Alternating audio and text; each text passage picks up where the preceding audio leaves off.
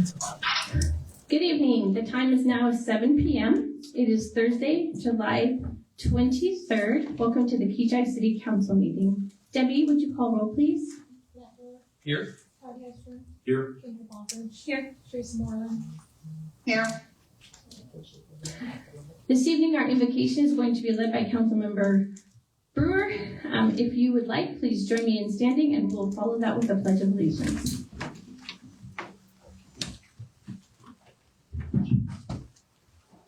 Let's pray. Heavenly Father, we come before you this evening. Father, we come before you with grateful hearts. We thank you for the 250 years that we recently celebrated as a nation. Father, I want to thank you for those that have given of their time, their talents, and treasure, and even their lives to sacrifice to make us the great nation that we are today. Father, I just want to pray for our troops that are serving today and tonight and in the days ahead and overseas in Iraq and in other places, Lord. We just pray again that you would bring an end to this conflict and bring our people back to us safely. We pray for their families in their absence again, Lord. Just pray for their hearts, for peace and comfort and encouragement for them. Lord, I thank you for the city of Kechi. I thank you for what you've blessed us with here in our community.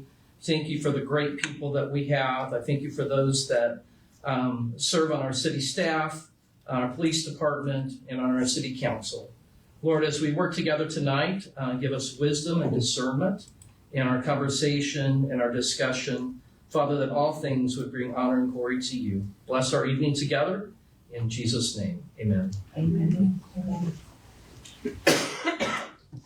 I pledge allegiance to the flag of the United States of America, and to the republic which stands one nation under God, indivisible, with liberty and justice for all.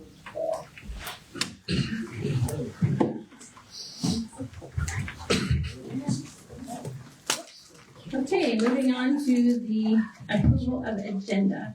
Council, are there any additions to bring forward? Nope. Do we have an executive session requested? Okay, so striking number 11.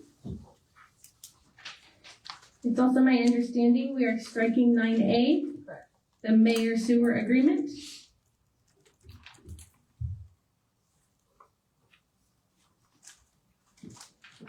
And the one other thing is that we are going to be recessing at the end of the meeting, for a budget workshop at 6 p.m. on August 13th. So with all those things, I would entertain a motion.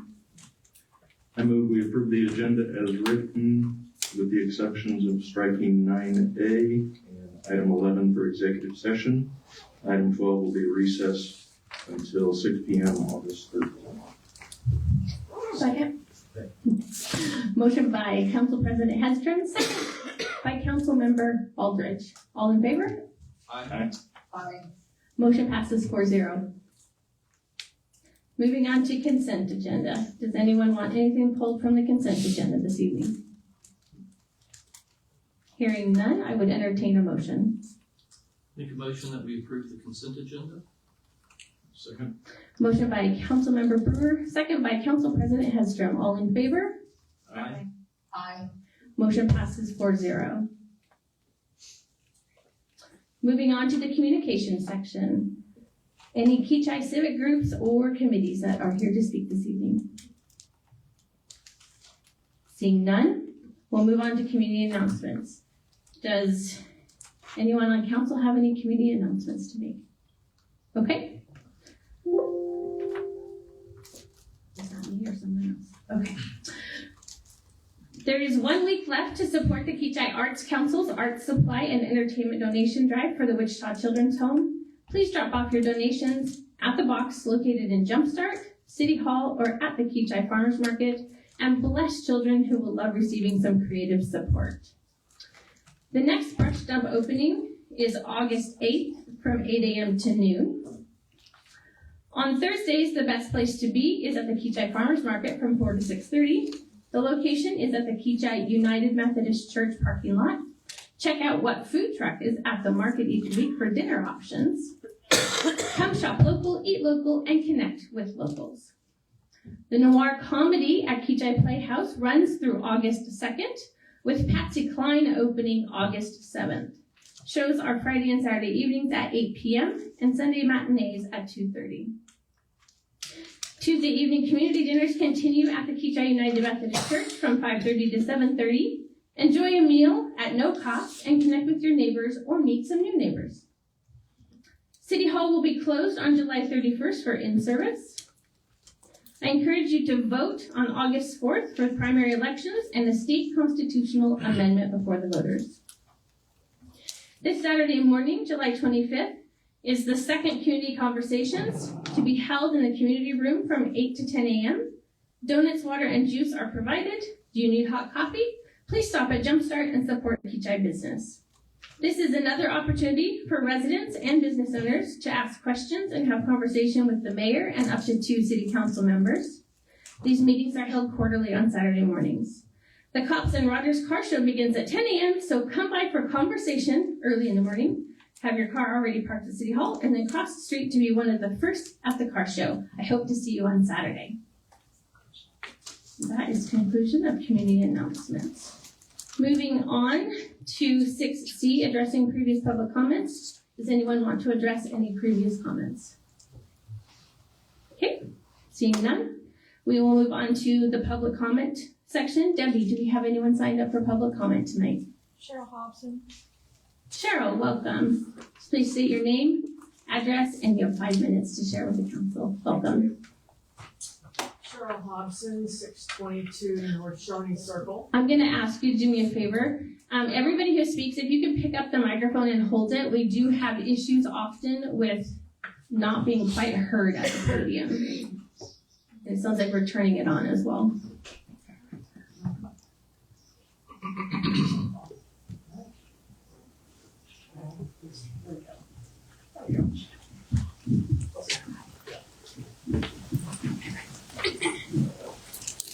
Thank you for doing so. Sure. Cheryl Hobson, 622 North Shawnee Circle. Good evening. I want to talk to you this evening about the park board bylaws. I'm a member of the park board. And after looking at the bylaws, first off, we, as a group, I don't think that we even knew that what we had voted on originally was not in effect, right? We didn't understand that the council needed to approve those bylaws for them to be in effect. Anyway, one of the things that I wanted to bring up was the issue of, the way I look at it is more of a partnership. And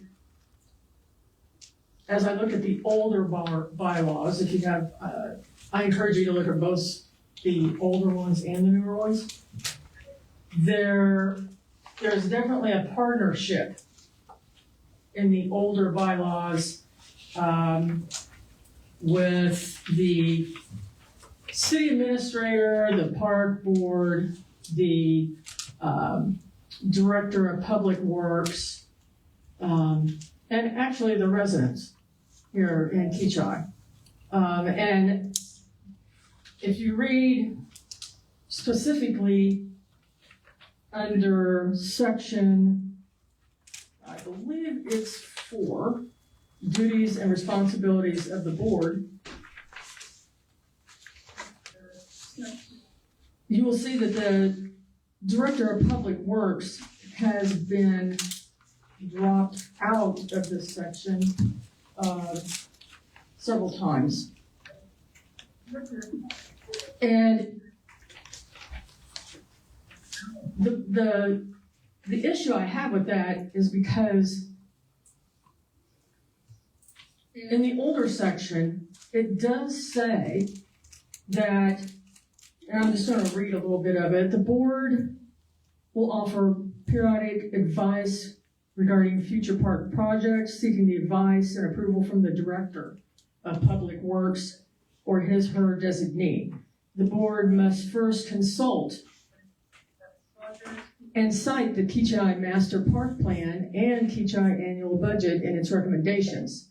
The Kechi Master Park Plan will guide the park board. The plan should address the needs and desires of the residents of Kechi regarding location, number, and types of parks and other recreational facilities and activities. Now, if you compare that to the newer one,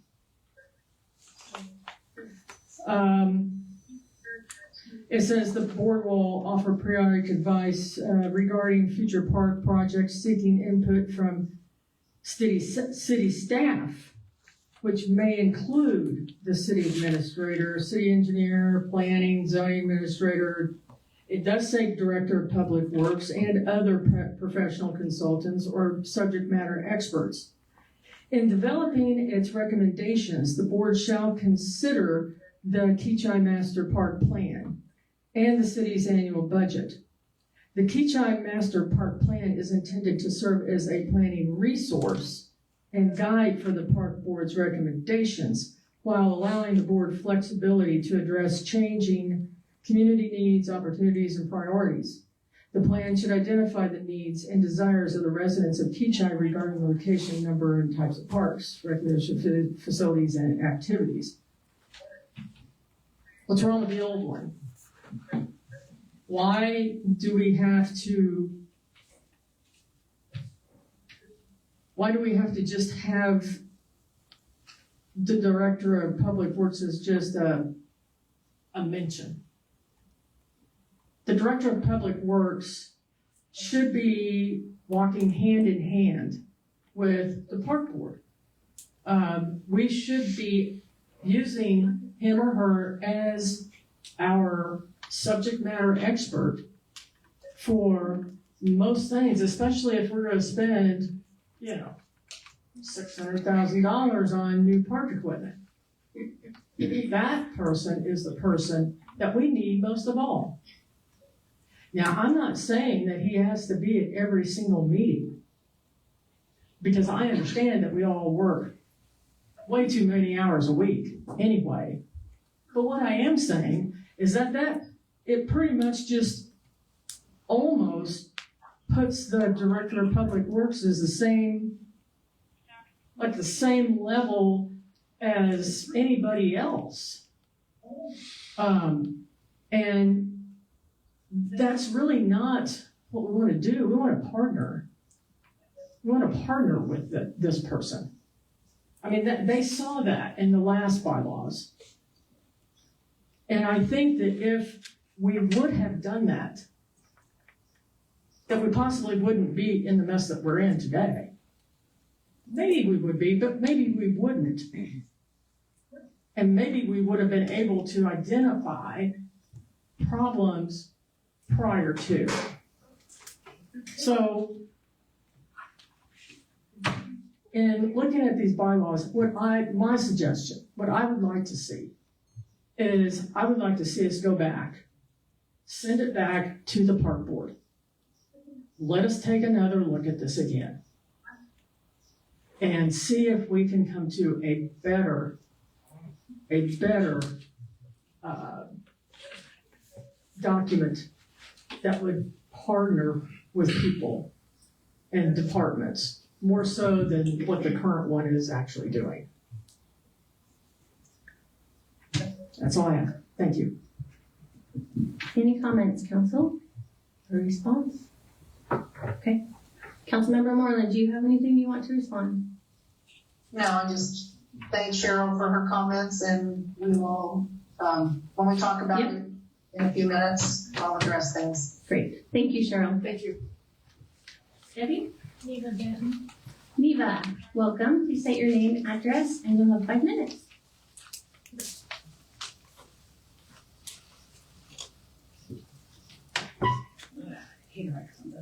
I'm sorry. Is it on still? Yeah. Okay. Good to be actually having a second to me. Even I live at 511 North Shawnee Drive. I am currently still the park board chair, so I did want to kind of address it. I saw some social media stuff that got put out, some other things that got put out. I heard some other comments that happened. And I did share some information here recently that I have gone back and actually found on the YouTube channel that we have from We the People, where they record all of the park board meetings. Specifically one on July 7th, where we actually did take the bylaws after we had reviewed them with the original bylaws and a strike-through version of the other bylaws and made recommendations and had discussions and had a quorum and had a motion and a second with one correction about the time of when the meetings actually were, to have those sent back and approved. So the board actually did have quite a bit of discussion on it. If you go back and look at the minutes and the videos actually that are on that that YouTube channel, and even asking people to have comments and discussion and all of that during that time frame. So I'm not sure where the disconnect on that has come from. So from my view of that, we had a pretty lengthy set of discussions a few times. There's some few emails where you'd sent out asking people to bring forward any questions or add-ons and things like that as well. And so that was typed back up and sent back into us, and we all had a chance to look at it, minus Alex, who wasn't there at that meeting, the only person who didn't attend. And we did have the ability to have that motion and that second to approve them with that one change that happened. And you're welcome to go look. Like I said, that's the July 7th video that's on there. There's the full discussions on there, as well as previous ones that actually have us having the discussions about specific things and brought up questions and things like that. As far as the concern about, again, just having the public works person there, I get that as well. I encourage Thomas to have a discussion with his boss and see what they could come to. If that's something he wants to do, that really has nothing to do with me. Again, we're just an advisory board. Our whole job is we're volunteers. We're supposed to be spending this time doing the best that we can with our park, instead of spending our time having combative conversations and things like that, where right now we're very singularly focused. I'm excited to move forward and get another board member so that we can have movement and people coming in volunteering and doing the things for the community that we really want them to have. And I know that we've had a few people that have put their information in and saying, hey, I'd be really interested in this. And so I know for me, if I hadn't been chosen for the first set of park board, I would have kind of wanted to say, hey, you know what, I would have liked it if I'd had the chance to talk to the city council, since you were the ones who were really at the end taking the recommendation and saying, yes, this person should be on there. I would have liked to have the chance to talk to you and say, hey, I would have liked to tell you why I want to do that as well. So it's not really up to one person. We talk to people all the time and tell them one option is kind of an opinion, 2 options is a debate, and 3 is actually having real options and the chance to do that. And I would encourage you all to take the time to look at anyone who applied for it and see the person who is involved in the community on a daily basis, the people who are constantly out having discussions, trying to make change, constantly out and doing things for us, to be the one who's appointed to that. Because we need somebody who's going to come in and hit the ground running with us and really put forth all that time. We even heard from the last council meeting, there's a lot of time that goes into what you all do. There's a lot of time that goes into what we do. And we need someone who can work outside of the regular board meetings, who's going to be out helping us do the fundraising and come up with the great ideas and do all of that and have that really great connection with the community as it is. So I hope that you take the time to kind of look at that. If you have the chance to review, everybody who's had the chance to submit that and really kind of see who you feel like is the person to move forward, so that we have kind of a concise thing. Like we said, we want to have transparency in who we're putting forward to serve our community. So we want someone who has got the ability to do that. I don't know the person that I saw on the agenda. I'm not certain who that is, and I don't have anything yes or no for them. So again, I don't know them. But I do know that you all will do your due diligence and kind of looking through that. And then just asking for support. Yeah, we have the awesome Colorado's thing that's coming up, which is fantastic. I know it wasn't mentioned, but the donations from that event are going to the playground. We've come a really long way. We've been raising a lot of money for that. And we want to just keep moving forward with it. I think Joni even said herself in an email to the city a while ago how much she loved the idea of this type of playground being built, how she specifically liked this company and ones that they had built in other places, having the community involvement, all of those kinds of things. And so we know that that's something that's been, put forward. We want to do this. The community has screamed that they want this from us. And so we need those support to move forward. And everybody come out, especially like on Saturday. You can have the chance to go dunk your favorite police officer. Why would you not come do that? Bring a couple of dollars, go to some softball, see some really cool cars, and come out and show some support. And talk to us and ask us questions and have conversations with us about what's going on. Thanks. Council, do you have any response? I do have a question for clarification, please. Oh, it wasn't on? It wasn't on. Oh gosh. Fine. I love. Are you talking about the July 7th, 2025 meeting? Yes. Okay. I just wanted to make sure that was clarified. Yeah. And was there anything that the park board brought forward to the council other than the time change of the meeting? We had actually had a conversation of things that we wanted to change. We actually had a first edition that we had looked at. We went through and made some red line changes on them and went back and asked those changes to be made. Everyone had a big discussion. We let everybody's changes be applied if that's what we agreed upon. It got back to us after it was typed up. We all discussed it again. It was sent out ahead of time with the agenda as well. Asked for everyone to review it. It was brought back up in the meeting. We gave people time to review it during the meeting. And the only change that was brought up and requested was, again, the correction of the meeting time having been reflected at 7 p.m. when we were meeting at 6. Okay, so there's been no other request for the governing body to make changes to the park board bylaws other than time? As far as who? Are you talking about the park board? The park board having brought forward, no other requests for changes to the bylaws have been brought to the governing body except for a time change. No, that's not the only thing. What I said was we had a conversation. I understand I that. don't think you do, because the question that you're asking me is not what I'm saying. So what I'm saying is that we saw the original bylaws. We went through them. We read through them. They were given out in an email to everyone as well. We discussed them. We said the things that we liked and didn't like. We went and looked at it, had a new set drawn up. Mhm. Then we went over the new set, looked at those, and said and offered any suggestions or changes from that new set that was given. The only change that was suggested was a move the meeting time on there from 7 p.m. to 6 p.m.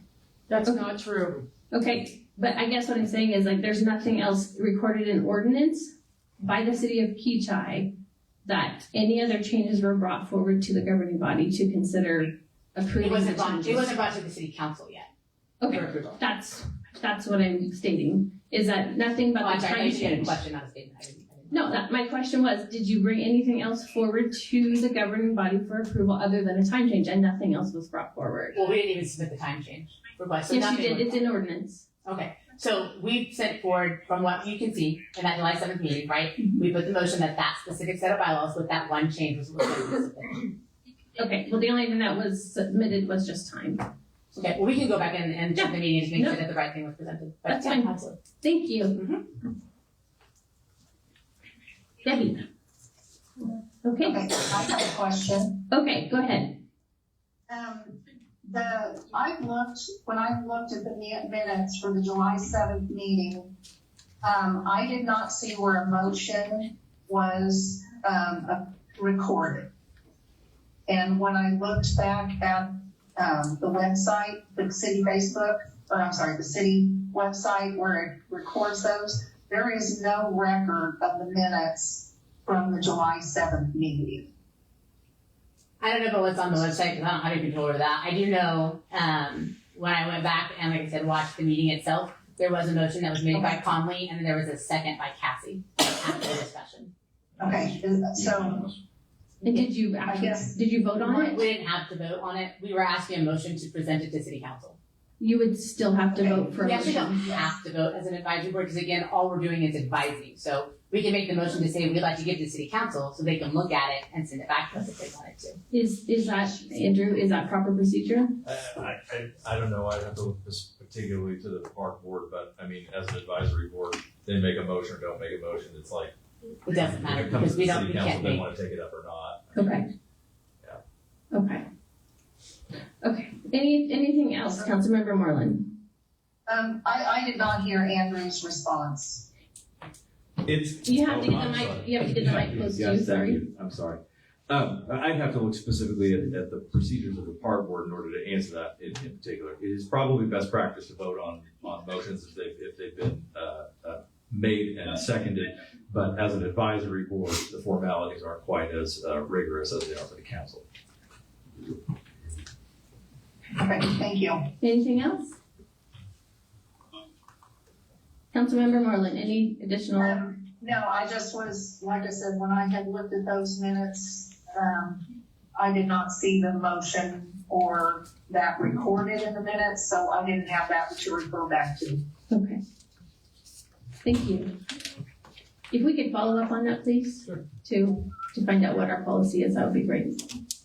Okay, there's no further public comments. We will move on to staff reports.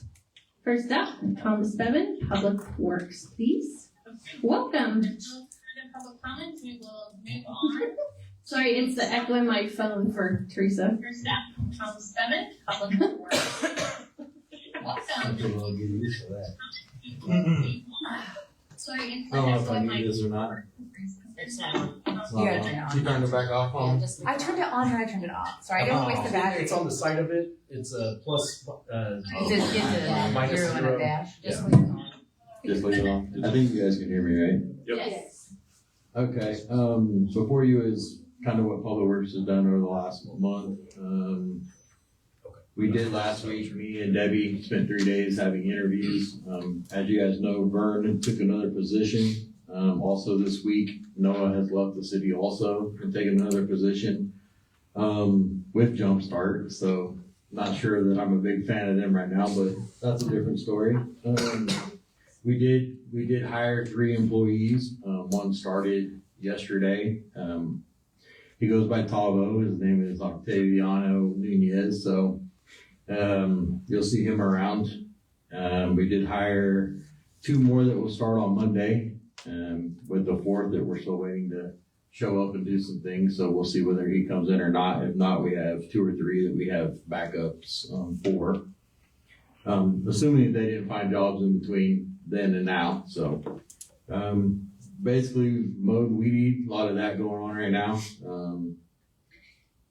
The rain will help. I was kind of hoping it wouldn't rain just so we didn't have to mow so many times the rest of the year. But mowed, weed, City Park twice, mowed right-of-ways and ditches twice, roughly 40 locates. Spent 3 days doing an actual gas audit with the KCC. There's some new rules. They kind of been going over everything with a fine-tooth comb. We had some OQ things that they added to. I'm still waiting to get our completion letter back. I submitted our changes on Monday. Submitted them our new OQ plan. Anytime we add any kind of operational things, they need to look over the entire plan. So waiting on that completion letter. We didn't have any big glaring things with our gas. So for the most part, it was just a controlling OQ on what we're looking for out there when we're actually doing that and surveying our line and doing the leak survey and stuff. So hopefully we'll get that back soon. We'll be clear for the rest of this year. No fines or anything from them. We graded dirt roads once. We hauled out some rock up there. We had some low spots. Changed out about 30 water meters. As you guys know, we're in the process of changing over 400. So they take a little while. If your yard gets dug up as a resident, we're probably replacing those water meter pits. And we're trying to get rid of the old felt pits, go with a more sturdy water meter pit, just because a lot of people are switching to riding lawnmowers. And those old pits just don't take the beating. The new ones will. That was USDI quite a bit, going over that natural gas, the final for that, and that plan. Attended 2 council meetings. Me and Chris sat through another meeting with a lot of officials with building code and how that's going to look throughout the state in the future. With the new House bill that they're trying to pass, they're trying to make it to where I think the state does all licensing for all contractors throughout the whole state.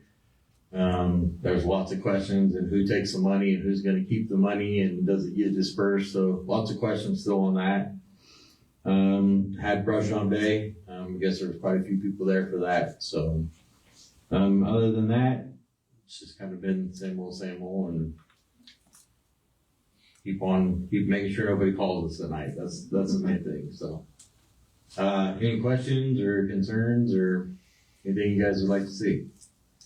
I just have a question. Do you know the House bill number for the state licensing? If you don't. It was on the last report. I think it's Okay. like House Bill 314 or 2214 or something. It was on my last, because we attended the one that day too. Was that the original House bill that was for state licensing of electricians originally, and then now it's expanded? Yes, originally it was. So they're trying to encompass everything now. They're trying to figure out electricians. So originally they had roofers. So you come and get a state license as a roofer. The tricky part about it is figuring if somebody is licensed, if they're insured, who's going to keep that, who's going to notify people when their licenses aren't good. Because, now we do it locally. Right. You have a list of contractors who come in who are licensed in your city that can do work, and if they're going through the state, who knows? Or if a contractor is not within good standing with the state anymore, who's going to notify those municipalities that that contractor, has failed to meet requirements? So there's a lot of things still up in the air and how that's actually going to work. Who's going to train those people? The reason why the electricians kind of came up is because they're required to have a journeyman master. They're required to have so many credit hours each year. It's the difference between if you're just an individual or if you're working for a union. So unions usually require higher credits for their journeymen and their masters than just your normal electricians. It's different between Sedgwick County and Johnson County. There's just a lot of variables there to try to figure out. So I hope they don't just try to pass a sweeping bill, but kind of not up to us at this level. So we just get the rules and then they're like, hey, you figure out how to enforce them. So. Do you know what the Sedgwick County's position is on this bill at this time? Currently, we would like to just keep it the way it is, kind of, and keep it in-house. I know that someone brought up to where I think it was Sedgwick County said that it would cost them between $700,000 and $800,000 just in licensing fees yearly. So, I mean, that's a substantial number when that pays employees within your city or within your municipality. A lot of those, they rely on those wages to come in. So. And who would take those funds? If somebody wanted to get registered in the state, would they pay Sedgwick County and Sedgwick County would send the money to the state? There's just a lot of variables in it. So it's a mess if you ask me, but they asked us to look at it, so that's what we'll do. Yeah. Thank you, Thomas. Councilmember Moreland, do you have any questions for Thomas? Yes, me. Oh. They asked. I do not. Thank you. Thank you, Thomas. Okay, up next, Chief Moore, Kechi Police Department. Welcome. Good evening. A lot going on in the police department, man, goodness.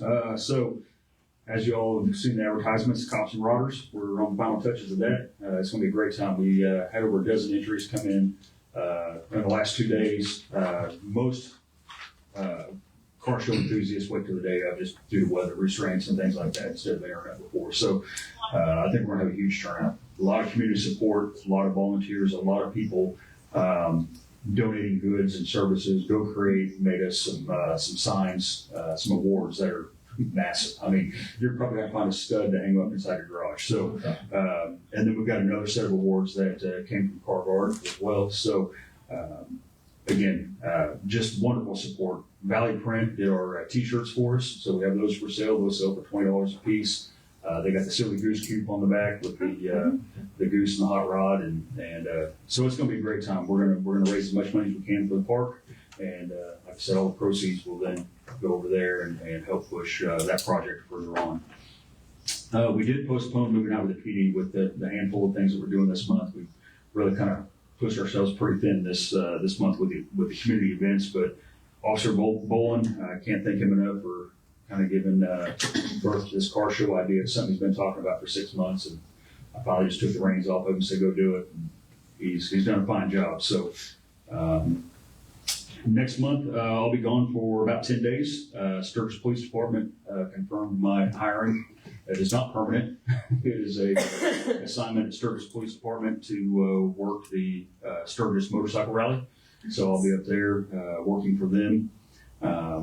That'll be, my son gets married August 5th, and then I've got to report for duty August 6th at 5 p.m. So, or 2 p.m. rather. So I'll be up there through that time. Last week I was invited by WSU as a guest speaker for the Citizens Police Academy at the Law Enforcement Training Center.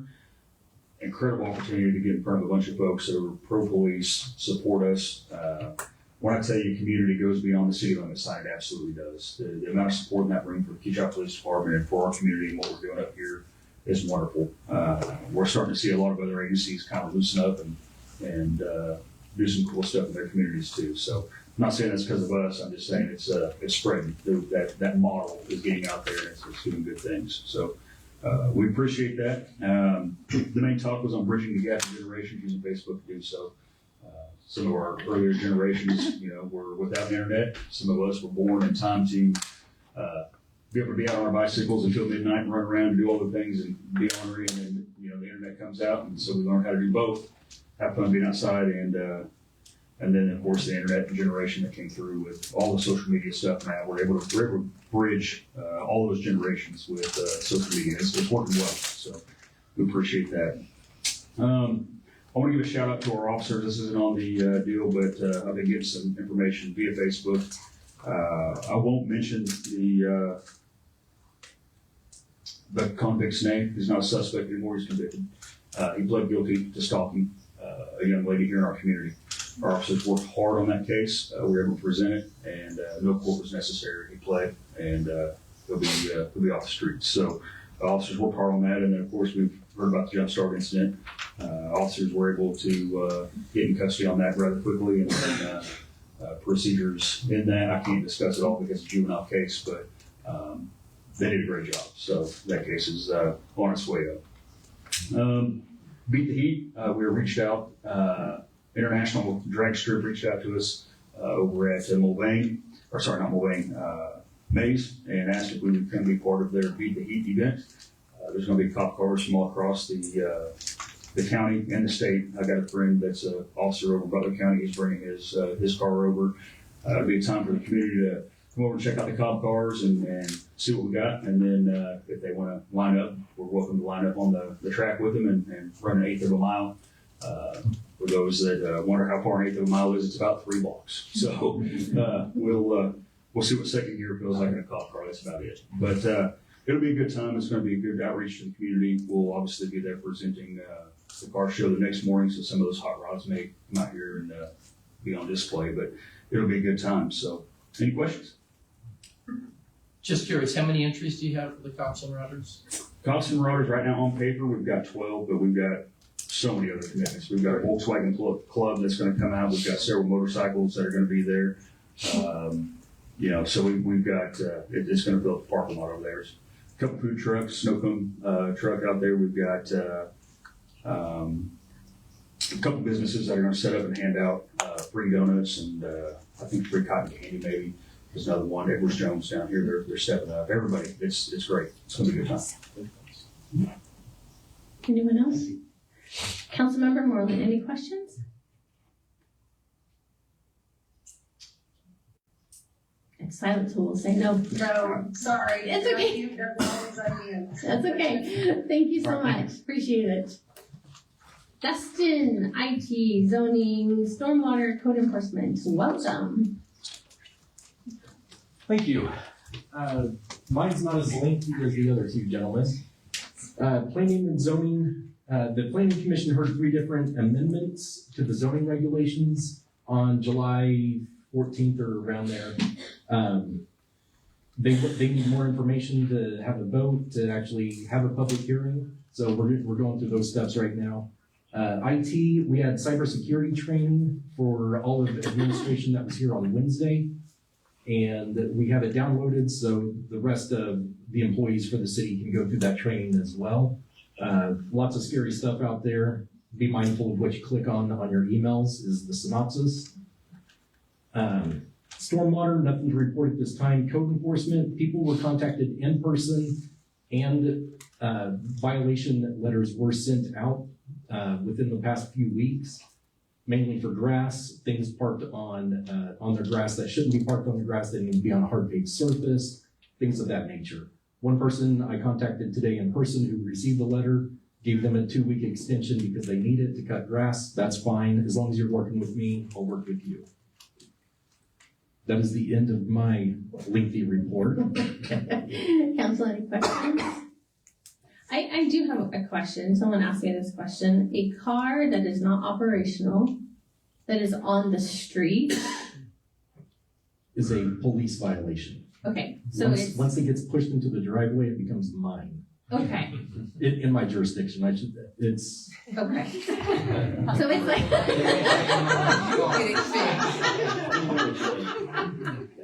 Okay.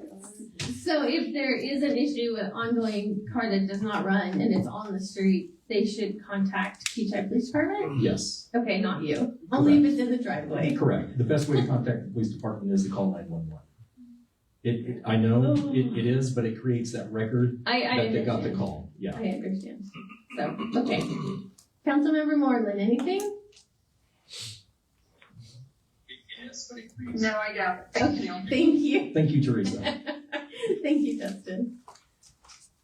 Okay, city administration, Chris. Does I have to read it? I don't know. Everybody has a copy, don't you? Is there anything specifically on here that you want to I don't think so. highlight? I really don't think there's anything in there. One of the stuff that I know Matt wrote about is some of the soliciting, which we'll do that later, so I'm not gonna worry about that. The rest of it, Thomas and police both, hiring people, trying to fix their void there. Working on the budget. That's really about it. I think Turtle Creek, what did he say? All of the utility infrastructure is there. Evergy's maybe installing power lines or something now, so it's been pretty quiet and Okay, uneventful. okay, great. Anybody have any questions for Chris? Hearing none. Okay.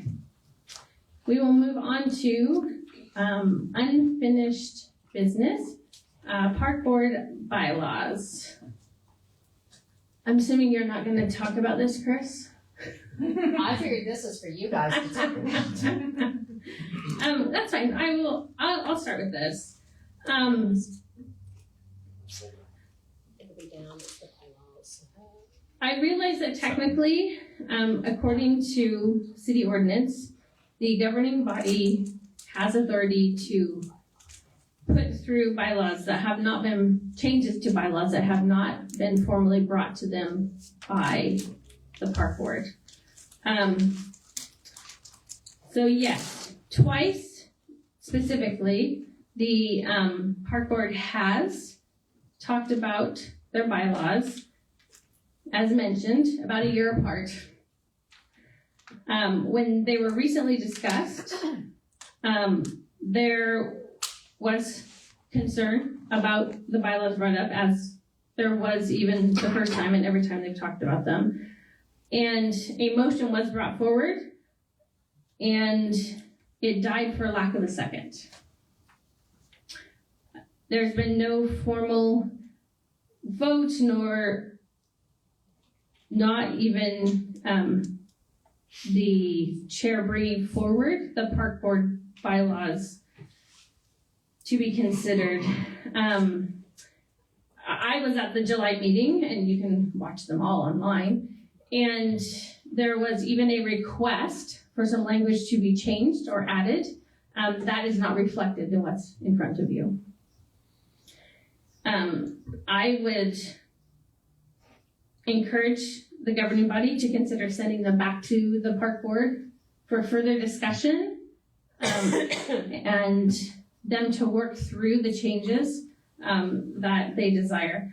One of my concerns is that this is a citizen advisory board. This is not employees, and that historically the members of the advisory board have been able to make their decisions and make their changes before they get brought to the governing body for consideration of approval or denial.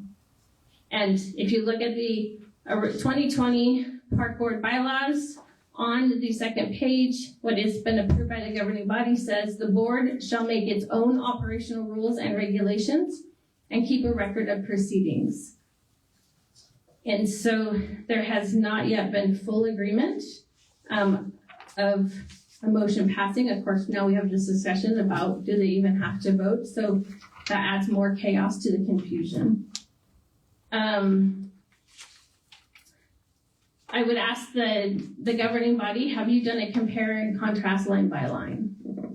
What's been added, what's been removed? And there's a couple things that I have.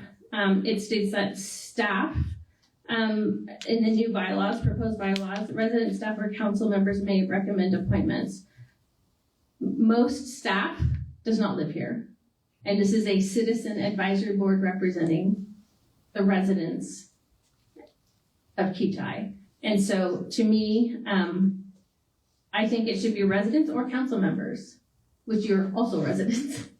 And that's what it says in the original bylaws. It's that residents would make the recommendation to the mayor, or individuals can ask themselves. And that is what occurred in the case of our vacancy now. I appreciate the third paragraph in the proposed bylaws that was added in about people who live outside of Kechi, assisting with projects, serve on committees or work groups, and contribute their skills, knowledge, and resources for the betterment of the community.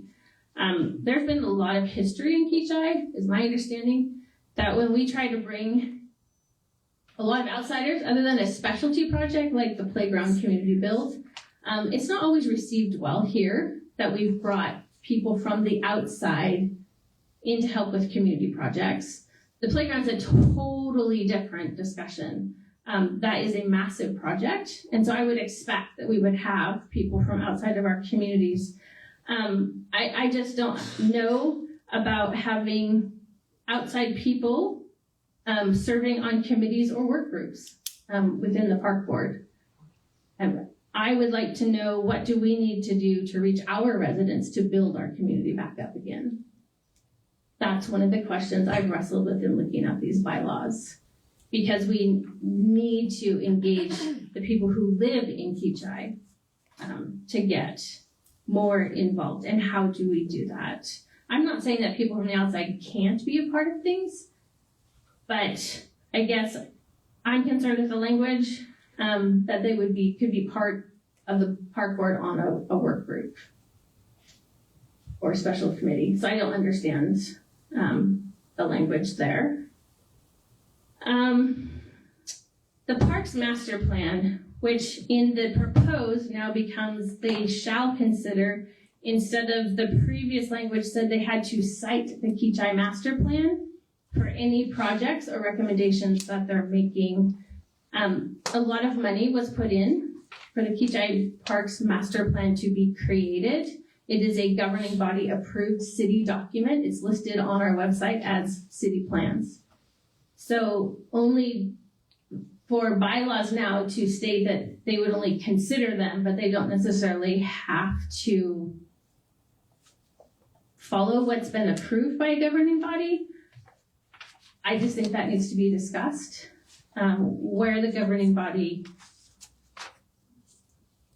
is on that issue.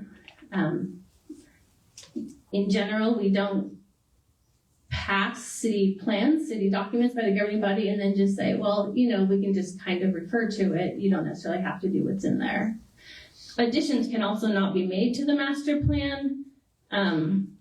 It's a document. It's a working document. And so that would any changes would have to, again, I would think, Andrew, would have to come through the governing body for any city documents. Of the plan? Yes. You want to change the plan? Yeah, you want to change the plan. Yes, that's, I just want clarification for that. And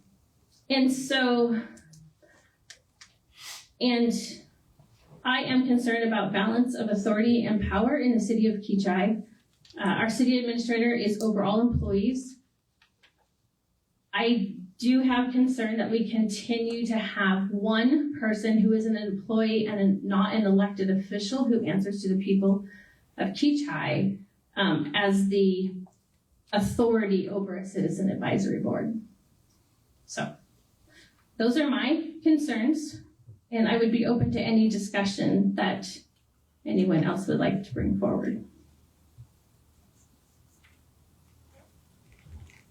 I may have some more comments, but in regards to recommendations coming from council, residents, or staff, I respectfully disagree in that I think our staff they work out in the community every day. There's some of the liaisons that help connect us to our residents.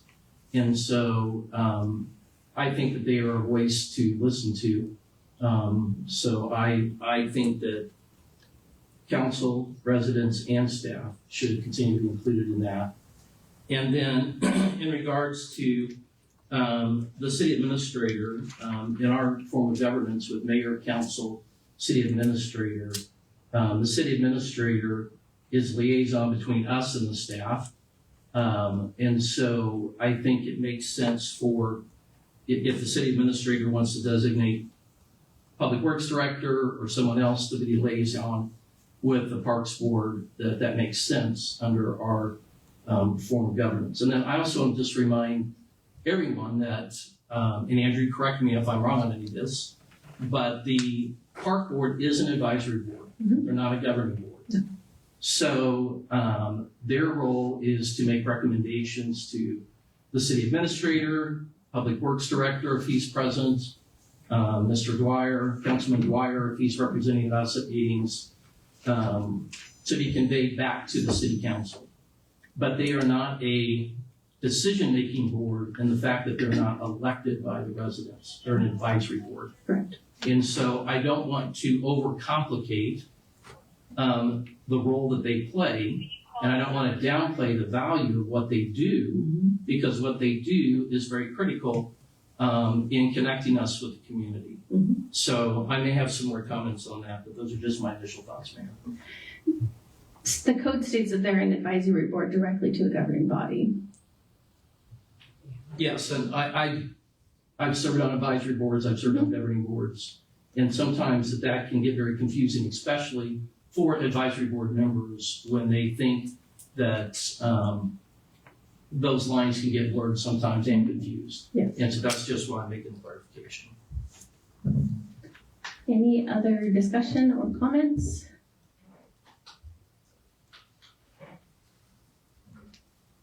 Okay, Go ahead.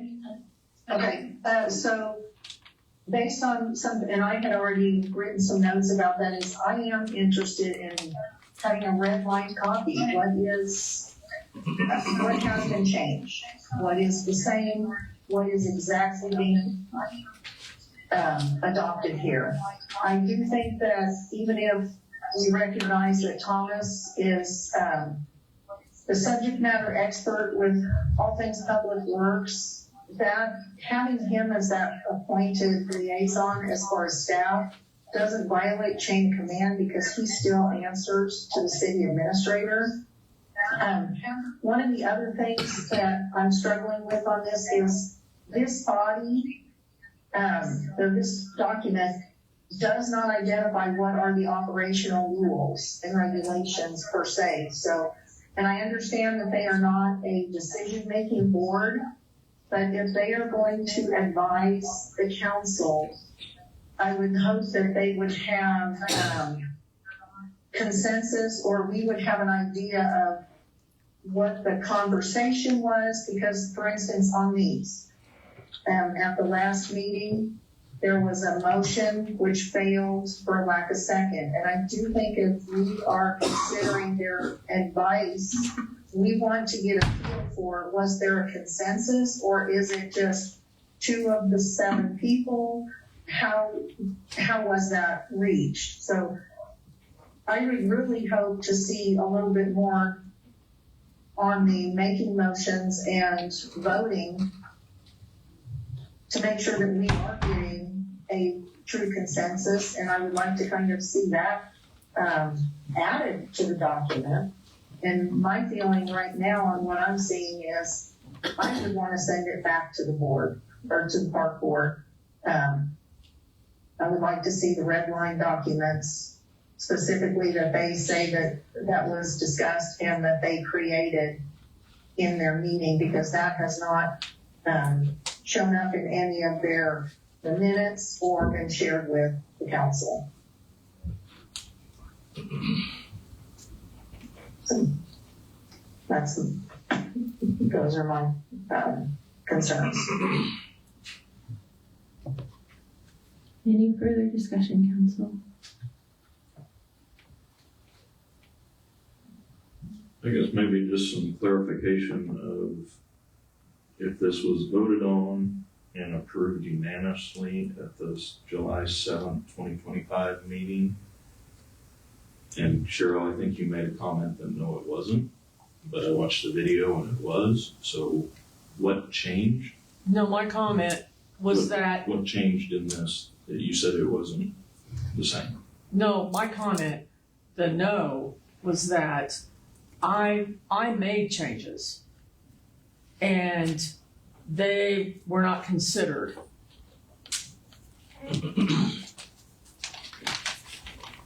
Made changes to what? To the original. And then we all. And I gave them to Matt. I gave them to Matt, and they weren't considered in. They were considered in the discussion. So the main change, and you can correct me if I'm wrong, was that you requested that Thomas be at the meetings. Is that correct? No, what I did was I went through and I actually redlined and made changes here to the actual document. Have you had a chance to go back and review it to remind yourself of what the discussion was around it? I would recommend that you do. I did last night. I went back and watched each of the videos of all of our discussions about the different. I went through the document that. Right, I'm asking you though, because it's been over a year, so here's my question. Have you had a chance to go back and watch those meetings and yourself and the conversations that you had, we all had, and all the discussions that we had? I would recommend it simply because that's what helped me remember all the different pieces that we discussed, all the different conversations that we had, the things that were proposed for changes, and all the conversations that the entire park board had. I would recommend it simply because I think that you'll find that there was even specifically from you and one of them that you had agreed that that was what we were going to move forward with.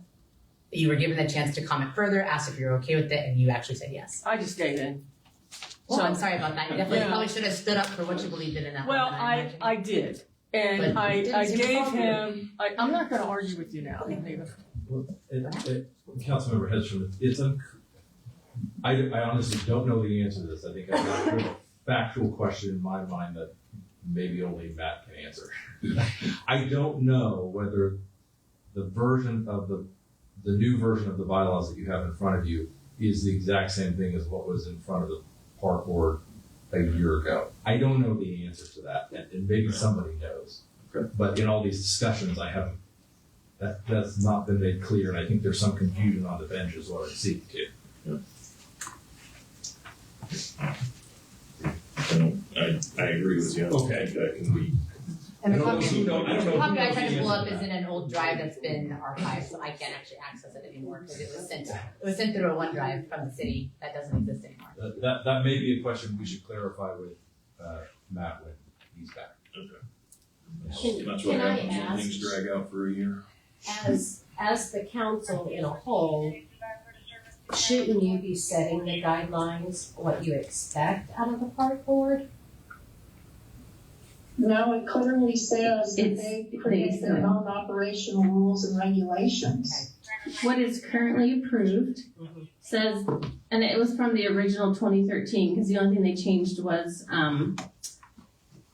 it went from a 5 to a 7 member board. So the rest of this is like original from 2013. And it does state that the board shall make its own operational rules and regulations and keep a record of the proceedings. Yet they still have to have those approved, that if the governing body did not agree, they could deny them. Okay. So, but that's currently what's approved. Yeah, so we kind of have a hierarchy here, right? I mean, we've got a code provision that says that the park board was established by the governing body. Right. The governing body approves the bylaws and any amendments thereto. And then it's pretty much period from there.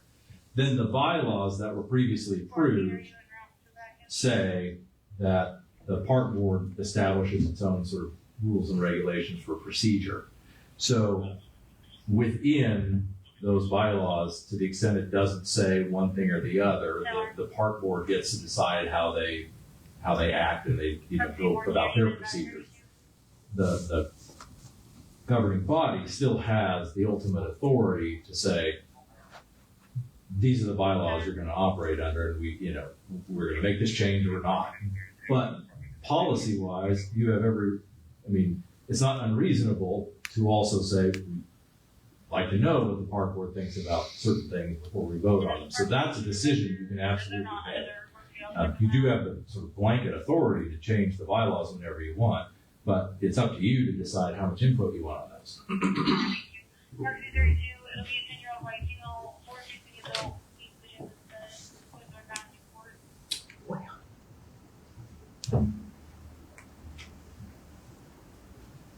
I guess one of the questions I have is referencing back to July of 2025, where saying that at that meeting that it was all agreed upon.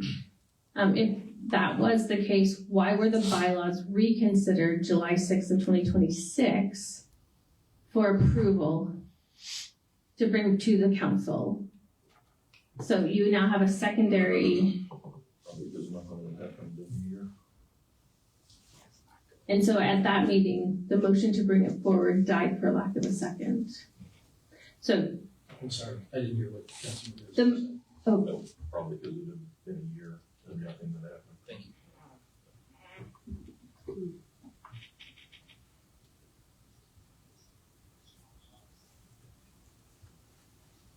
I'm looking to council for direction on what you would like to do.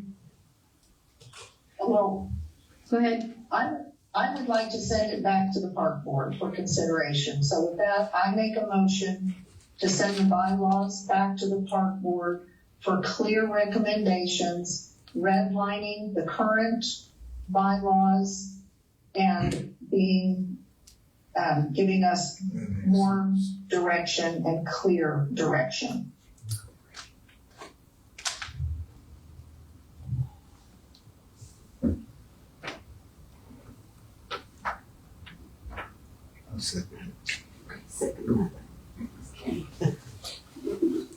Is there a second, council?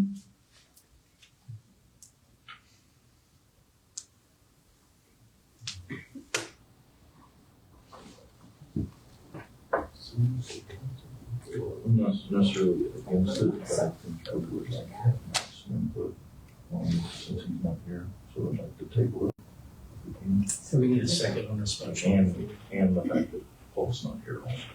We need to, well, procedurally, we either have to have a second or declare it dead for lack of a second and then move on to whatever Yeah. else you want to do. I mean, you would have a meeting in between, park board meeting, so it's up to you.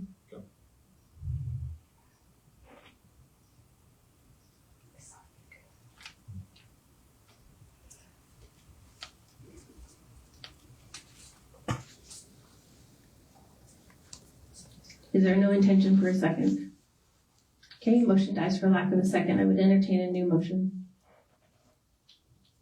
I'd like to make a motion to table this for the following reasons. I'd like to have Paul Dwyer, council member representative for the park board to be present, and also for city administrator to be able to make clarification on documents that have been debated tonight. Make sure that those have been clarified. And then I think this is a governing body decision at this point as to what the next steps need to be. So those are my reasons for tabling.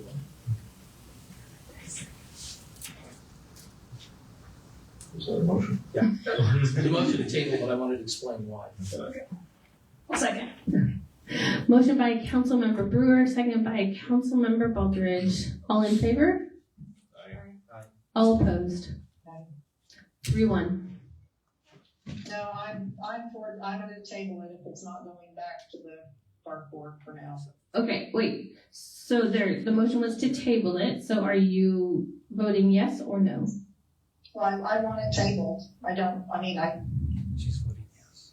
I think that's a yes. Yes. So yes, so it's a 4-0 to table it, correct? Yeah. Thank you Yes. for clarification. Okay, moving on to new business. 9B, Park Board appointment, Ms. B. Burkhalter. If you would come to the podium, please.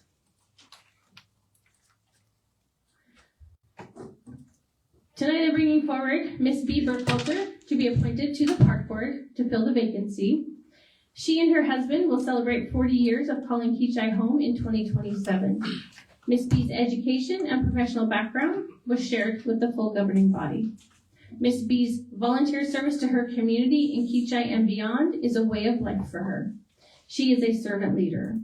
Recently, she sought out an opportunity to get involved in Kechi once again. Thank you for that. Ms. B served as a member of the target group for Kechi's 2015 strategic plan. Ms. B served as a member of the steering committee for Kechi's 2040 comprehensive plan. Ms. B was historically active with the Kechi Chamber of Commerce. Ms. B and her husband Paul were chosen one year as Grand Marshal for the Kechi Parade. I believe Ms. B's appointment to the Park Board will be beneficial to our Kechi community as she brings a wide variety of life experiences and wisdom for collaboration with fellow Park Board members. For transparency, I have announced since April 9th, 2026, Kechi City Council, at the Kechi City Council meeting, that there was a vacancy on the Park Board. To date, no other resident had contacted the mayor to ask about being appointed. After submitting Ms. Bieber-Coulter's name by email to City Administrator Densby, I received 2 additional inquiries. The first email arrived about 20 minutes after submission of her name, and the second email arrived that same evening. I had already made my decision and submitted my intended appointment for the vacancy.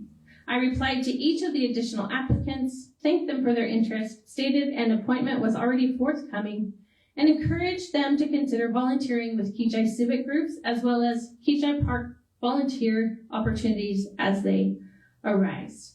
Ms. B, is there anything else you'd like to add to that? Just an opportunity to make sure that I am able to participate in our community. I saw opportunity given and I was ready to step up and take it. I have been a Delta Sigma Theta Sorority Incorporated member for over 25 years, working with the community, working with our youth, as well as Rise Up for You. And so this is an opportunity to directly work with the community. I'm well aware of funds. I've also worked in my previous occupations where I've handled over 500 million as well as millions of dollars, where I diversified suppliers in my previous occupation. So it's a great opportunity to come in. I see that we have a lot of activity going on with the Park Board. I believe that I can make a difference. I'm ready to make a difference.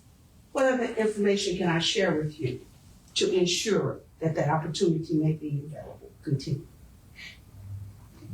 Council, any questions that you have for Ms. Burkhalter? I just want to, this is Teresa, Ms. B, if I was correct, were you not on the committee that helped get Sioux and Sioux Court and Chippewa streets paved back in the day? I was not on the committee, but I definitely was one that advocated for it, for sure. And helped, okay, because I thought that your name had come up with Ms. Mullins in the day that you guys helped kind of spearhead that to get that going. That might be true. That was probably several years ago, so there's a lot that has happened, but I can guarantee you I was excited to finally see the street paved. Okay, thank you. We have a crack in it, but that's neither here nor there. I have a question. Where do you think you can see your immediate impact? Well, presently in this conversation that I've just heard this evening, there seems to be a fact that we are wanting to make sure that we're doing everything by Robert's rules and regulations. And so we want to make sure that we do that as well.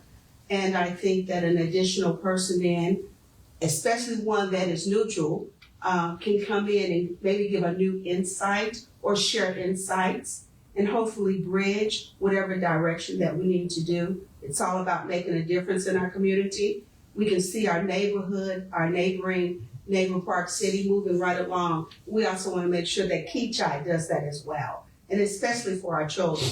Anything that we can do to get our children interested in enjoying our new park would be favorable for the community. Anything further, Council? Okay. Ms. B, what involvement, we've had a lot of activity with all the playground equipment and everything else. How have you been involved in that so far? I have not been involved in that. However, I've noted that several times as I passed around the corner to see that sitting there. We've talked about this for several years. I was on several of the surveys that we've committed to Kechi, 2 major ones that we had that never went any further than where they have gone. But we're delighted to see the changes that are coming forward. So this is my opportunity at this point now to make a difference, allowing the opportunity to get things settled and allowing me the opportunity to come in flat-footed and ready to rock and roll. Let's make that difference.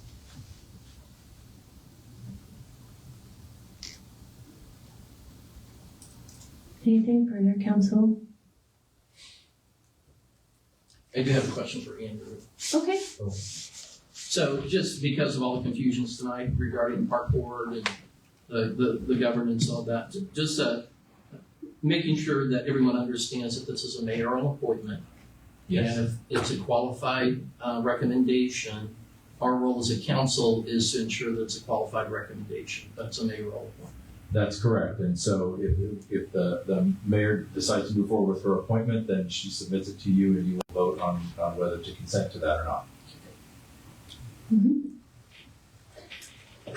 So, as mayor of the city of Kechi, I bring forth Miss B. Burkhalter for appointment to fill the vacancy on the Kechi Park Board and seek a motion for council's approval. I make a motion for approval. I second. Motion by Councilmember Brewer, second by Councilmember Moreland. All in favor? Any opposed? 3-1. Congratulations, Miss B. You are now appointed to the Park Board. Thank you for serving. Thank you. I look forward to the dynamics of Kechi. Thank you.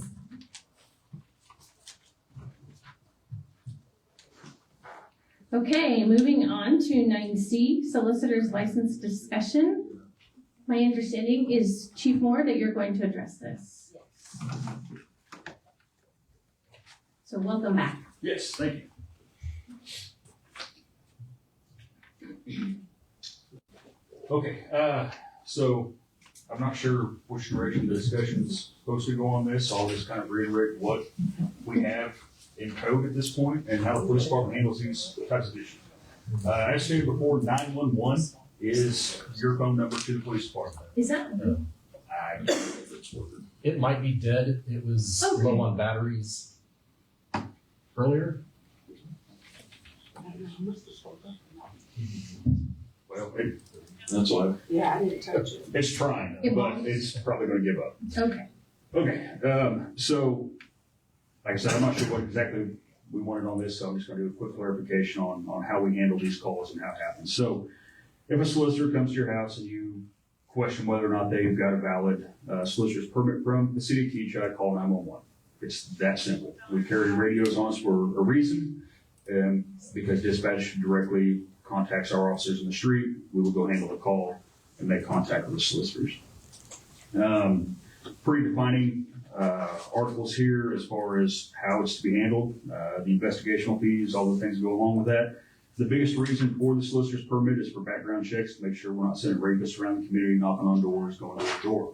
You don't want that, we don't want that. So we do a quick background check, make sure everything's clear there, and then they're free to go about and try to drum up business for whatever things they have going on. I want to clarify a few things that have come forth as far as, signage that says no solicitors.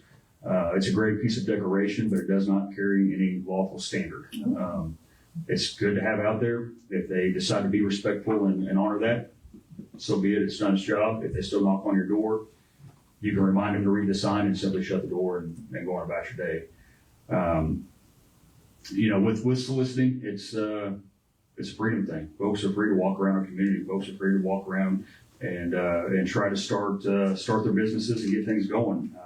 Soliciting is everywhere around us. It's on every billboard that you see. Billboards are regulated by law and by code, just like anybody that will go door to door. So that's why we have that in place. But again, the answer is 911. Call 911. Officer will respond. We'll handle the call from there. So, any questions on any of that? It's pretty simple, pretty straightforward. Council, does anyone have any questions? No? Thank you, Chief. I do just go have a ahead. comment.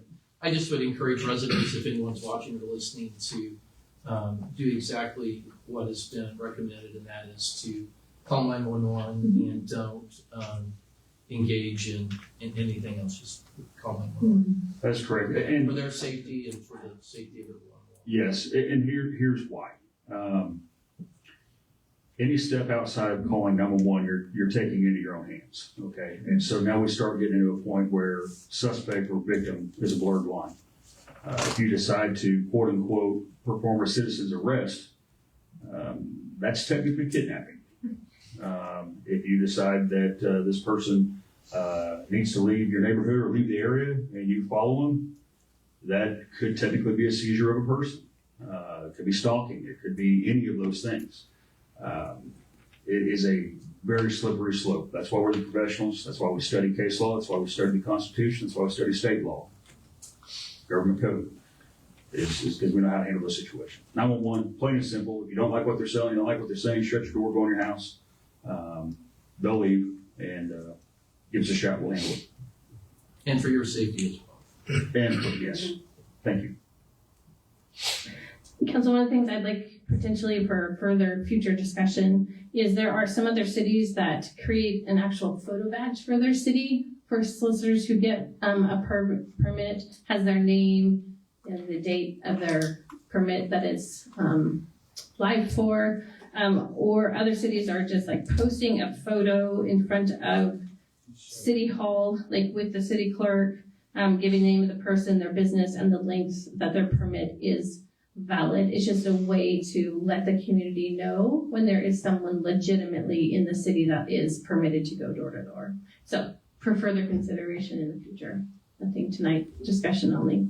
Thank you. So, ahead. We currently don't have anything on our website as to who's licensed solicitors. Do we have anything on our website? Ben is gonna, when somebody is licensed, he will try to get that on there, that, hey, So, so John resident can from look it up and ABC see if this is a legitimate solicitor. Okay. That was just my only recommendation. So Sorry. my question for clarification for residents is it still the policy of the city that the solicitors are issued some type of permit yes, that identifies them and the length of time and what company Yes. they work for? yes. We do not take a picture. We don't have a camera up here to take a picture, but I understand. there is a little laminated deal, just like we've always done, that states such. Okay, sorry to keep going on this. So are they required to carry that Yes. with them on person? Yes. Okay. So they can And it's show either that. asked to So they can see- show that if they need to. Absolutely. Thank you. And here's some of the confusion that you're gonna find with some of the workers out there, okay? Let's be real clear about these workers. Most of them are college students, high school students that are hired by these companies and paid by the door, paid by the hour, paid by the contract, however it is that they decide to set that up. They're not looking at, and I'm just being straight with you, they're not looking at city code before they jump out of their car, making $7.50 an hour to go knock on your door. All right, they're just doing what their boss tells them to do. And 9 times out of 10, the bosses in these corporate companies or in these higher ups are like, we've already handled your permits, go forth and conquer.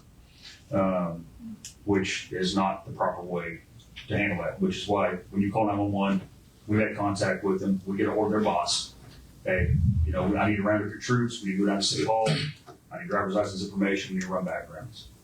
There are times over the weekends where this may not be conducive to the working environment, And again, these are people who are trying to make a living. They're not they're not the head of the corporate side of things. So there are times where we will gather their driver's license, we will run background checks on them to ensure that they aren't anything devious or anything felonious to the community, and hand write out permits or options for them to go ahead and continue to work with the agreement that they'll come into City Hall and pay the investigational fee. We have access to NCIC right there on our patrol cars, where it's not costing the worker his day's wages because his boss didn't do what he was supposed to do over a weekend and he's left in the community. Right, and Chief and I have talked about that if that was the case, they pull the kid in, they run his background, use Chief's business card, sign off on it, and say, hey, I've done a background check on you, you're good. Get in touch with the manager, whatever, and we'll follow through on money for payment. But if it so happens that. So last thing we want to do is keep somebody from making days wage. I know they're annoying. I know it's part of it. Billboards are annoying. I mean, all of it is, right? But it's the culture of America. You're free to go grow your business and do your thing. So we're just trying to help govern that in the safest way possible. Appreciate the explanation. Thank you, sir.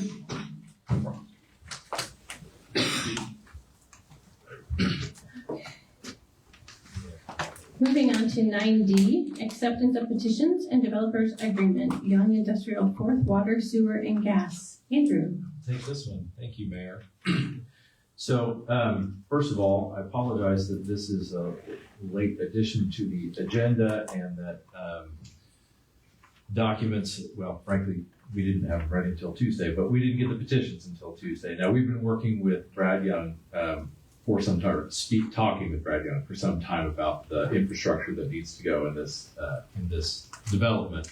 But the forms came about a week ago. We had some comments, we went back and forth, and then the actual signed petition showed up, I think, on Monday with a request to expedite. And so we did what we could to expedite, and that's why it's come a little bit faster than ordinary. But I'm going to go walk through this slower than I normally do so that we present all the information and you can ask me any questions that you have. So Dustin has put up on the board, and I think it's on your screen as well. This is Young Industrial Fourth. I'm probably familiar with this. It's yeah, he's outlining it with his cursor. So there's a cul-de-sac that sort of runs north-south there. And what Brad is requesting, and just for orientation, Beater Engineers is that building to the east. Brad is requesting that the city install water, sewer, and gas infrastructure to serve this development. Now, the costs of those 3 pieces of infrastructure, he has petitioned to be completely 100% specially assessed against the 11 lots that touch the cul-de-sac. So there's like that long, skinny north-south lot. Don't quote me on what he intends to do with that, but that's kind of, it's in the plat, but it's not included in the benefit district. So can you open the files? Yes. While he does that, so this is the ordinary special assessment process. So what happens is the developer, Brad Young and Young Properties, is petitioning the city for these 3 improvements. There's one petition for each of them with estimated costs that were determined sort of hand in hand with Brad's engineers, the city's engineers, PEC, and the gas improvements.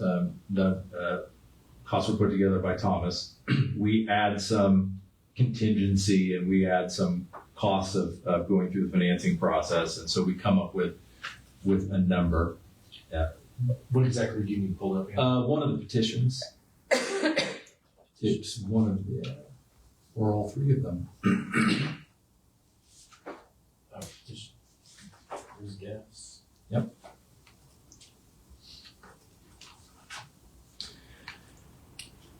And so these have been submitted to the city. The process, I'll go over it all in one big chunk so that there's no, you get the full picture of what we're looking at today, is if the city accepts these petitions, there's also a developer's agreement that is signed by Young Properties and Sealstone because they own one of the lots, but that's also a Brad entity. Developer's agreement that goes through and talks about how this process will move along, but the most important part of that is the provision of the 35% letters of credit that go to support the special assessments during and after construction until a certain number of certificates of occupancy have been issued for those 11 lots. And so the first item on this agenda is to accept those petitions and to approve the developer's agreement, authorize the mayor to sign it. If you decide to move forward with that, the next items on the agenda are the standard resolution of advisability and work ordinance. So the resolution of advisability, as its name implies, indicates the city's intent to go ahead and put these improvements in, to have them special assessed back against those lots, and then that resolution gets recorded on the properties so that if a lot gets sold, the new owner would be bound by that, just as the original developer would be. The work ordinance then is the official approval to go ahead and move forward with the improvements and the issuance of it's not the formal approval for the issuance of temp notes, but it starts the process of issuing temp notes to finance those. And then finally, because we were requested to expedite this process, we worked together with Piper Sandler, the city's financial advisor, who we always work with on these financing issues, to put a calendar together. And the final item on here is the public sale resolution, which would authorize us to go ahead and get moving on setting a public sale. That would be set for your next meeting, August 13th. Of course, we just dealt with one of these the last meeting. So it would be very similar, where notices will go out to the firms that generally buy these kinds of things and be published where they need to be published. And then on the 13th, we would hope that we've received several bids, and you would select the best bid to do that. And then closing would, on the temporary notes, would probably be in early to mid-September, given the way that the schedule went. But if all of that goes the way that it's expected, then we would have funding in September. The engineers are going through the bidding process during that same period of time while we're working on this financing. And so then soon in mid-September, whenever they can get the contractors out, be in a position to start getting those improvements put in. So I have dealt with all of it sort of a big chunk and happy to walk through anything. And I apologize again that we're sort of seeing this for the first time now, but happy to answer any questions you might have about any of this. Council, any questions?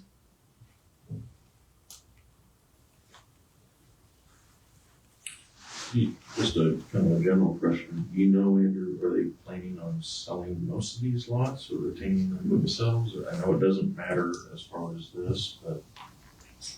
Yeah. This is all secondhand hearsay, so don't hold me to it, but I believe I've heard Brad say he intends to hold on to them and probably lease them out. Right, okay. But this would give them the ability to sell them if they wanted, and the specials would be in place, so. And they would follow the lots if they sold them correct. Okay. But if not sold, there's no delay in assessing specials. Oh, no, yeah, no, we'll, as soon, when the construction is complete. Yeah. And we know all the final costs and all that process is done, then we'll do the special assessment process and we'll assess those lots.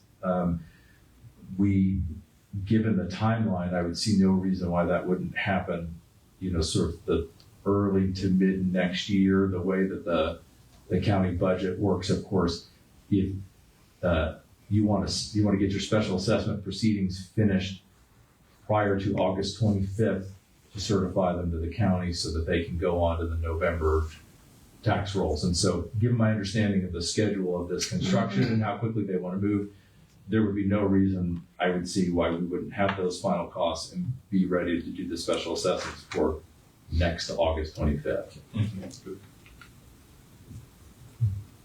So my question has to do with the, you said with the letter of credit, so it's a 35% letter of credit. Yes. If he does not intend on selling those, at what point is that letter of credit then released? The letters of credit are released based on certificate of occupancy. And so they would stay in place. You're right. I mean, he may be the owner of all the lots, but it wouldn't be released. And let me back up for clarity's sake. The city's policy on letters of credit special assessments says that the developer is required to provide 35% letter of credit for the total special assessment costs over the course of 15, 20 years, whatever it is. But that upon issuance of 50% of the certificates of occupancy, 50% of that letter of credit can be released. And then when 75% of the certificates of occupancy have been issued, the entire letter of credit can be released.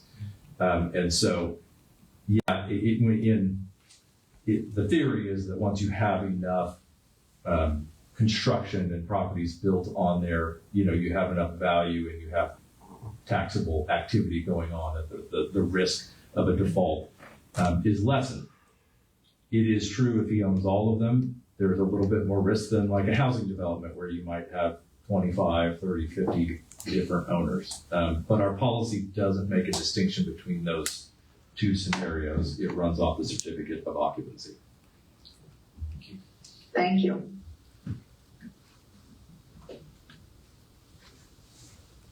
Anything further?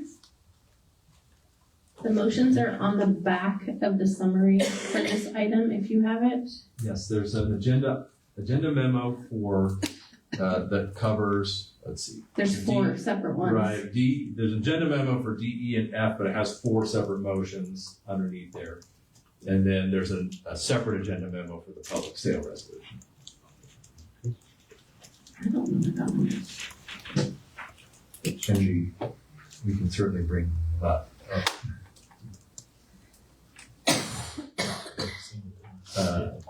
Let's go back to the folder. Some of them might, So we have 4 motions in front of us. some of them might be. We'll make sure you got the right one. Okay. I think you do, but let me make sure. Okay. Pull up, call us for them. That's what we're in. Okay. Hold on. This one. That one first. And then scroll down to the bottom. Yes, there's 4. Okay, got that.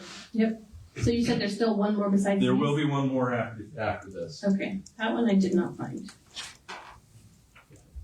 But I must have missed it somewhere. So, I would entertain a motion. I move to accept the 3 petitions for the Young Industrial Fourth improvements necessary to serve Young Industrial Fourth subdivision. Second. Motion by Council President Hedstrom, second by Council Member Brewer. All in favor? Aye. Motion passes 4-0. Go ahead. I move we accept the developers agreement for Young Industrial Fourth subdivision with Young Properties LLC and Sealstone Properties LLC and authorize the mayor to sign. Second. Motion by Council President Hedstrom, second by Council Member Brewer. All in favor? Aye. Motion passes 4-0. Oh, we need the ordinance. Resolution 26803. And the ordinance number is 1875-26.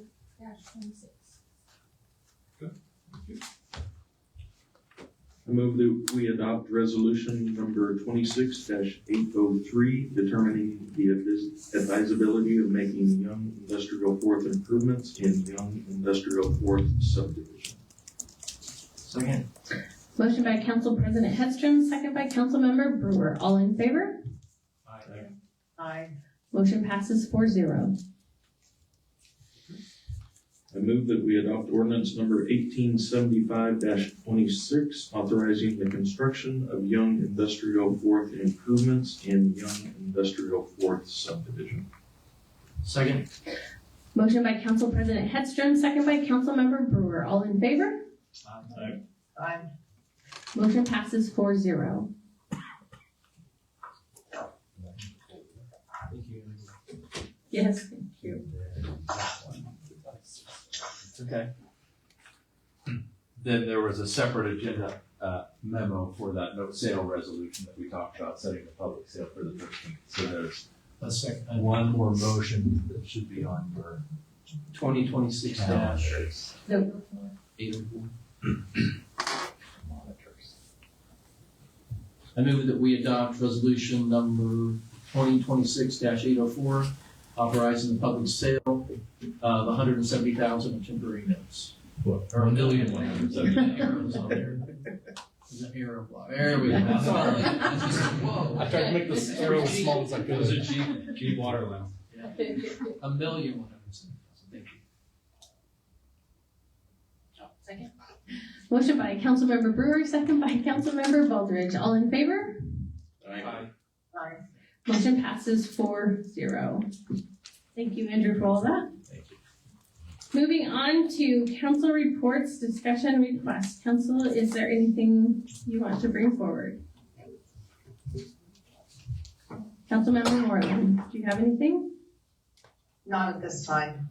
Okay, and I don't either, so we don't have an executive session, so I would entertain a motion to recess to budget workshop at 6 p.m. on August 13th. I move we recess until August 13th at 6 p.m.